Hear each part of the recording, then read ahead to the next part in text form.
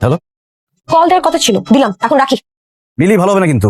আপনি কিন্তু আজকে অনেক অন্যায় করেছেন। আমার রিক্সা আটকিয়েছেন, জোর করে আমার রিক্সায় উঠেছেন, আবার জোর করে আমার হাতও ধরেছেন। আমি কিন্তু এখন পর্যন্ত কাউকে বলিনি। ভালোই ভালো ফোনটা রাখেন। তুমি কিন্তু কল দিয়ে বলবা বলছো। আমি কি কল দিয়ে বলবো বলছিলাম? আজব তো। কথা ছিল না? কেন তুমি প্রত্যেকদিন দুষ্টামি করো, তার কারণটা বলবা। আমি তো জীবনে কোনোদিন আপনার সাথে দুষ্টামিই করি নাই। তাহলে প্রত্যেকদিন দেখা হলে কেন বলো? কাজল ভাই আপনিও। কারণ আছে বলে বলি। কি কারণ সেটা বলো। আপনি তো ছেলে ভালো না। মানে?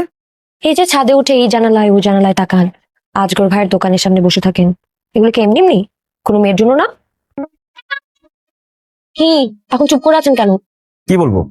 তুমি যে আমাকে এত তাড়াতাড়ি চিনে ফেলবা আমি ভাবতেও পারিনি। এখন বলেন, চোরের মতো লুকিয়ে লুকিয়ে কাকে দেখেন? তুমি তো একটু আগেই বলে দিলা কোন একটা মেয়েকে দেখি। কোন মেয়েটাকে দেখেন সেটা বলেন। সেটা তো ফোনে বলা যাবে না, সামনাসামনি বলতে হবে। কেন? ফোনে বলা যাবে না কেন? জটিল কিছু কারণ আছে। কি জটিল কারণ? আছে আছে, তুমি সেটা বুঝবা না। রাখলাম। ভালো হবে না কিন্তু কাজল ভাই, ভালো ভালো মেয়েটার নাম বলেন। বলছি তো, ওই মেয়েটার নাম পরিচয় ফোনে বলা যাবে না, বলতে হলে সামনাসামনি বলতে হবে। তুমি তো আমার সাথে বাইরে কোথাও দেখা করতে পারবা না, ঠিক না? দেখা করবেন? সামনাসামনি বললে তো কোনো সমস্যা নেই, কেন বলবো না?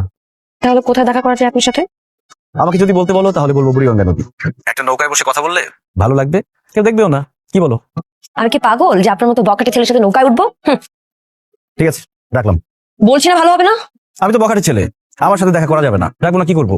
আমি কি বলছি একবার আপনার সাথে দেখা করবো না, নৌকায় উঠবো না? বলছি এই কথা। তাহলে তুমি বলো কোথায় দেখা করলে তোমার সুবিধা। বকাটে ছেলেদের কোনো কিছুতে কোনো অসুবিধা থাকে, এটা আমি জানি। বাই।